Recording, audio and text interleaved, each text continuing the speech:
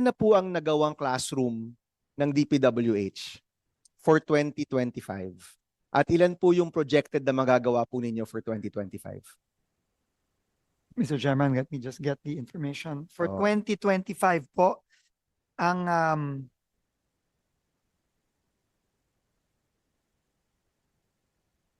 ito ba no? Ang baba nito.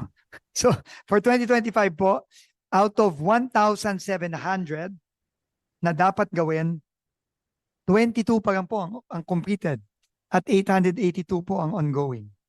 Okay, October na. Seka, At meron pong 882 na not yet even started. So, it's a very deplorable rate of only 15.43%. exactly. So, ito po kasi yung ito yung resulta ng mga issues po natin with the agency, our issues with flood control. Isipin nyo po, Sec, naging priority ang flood control for the past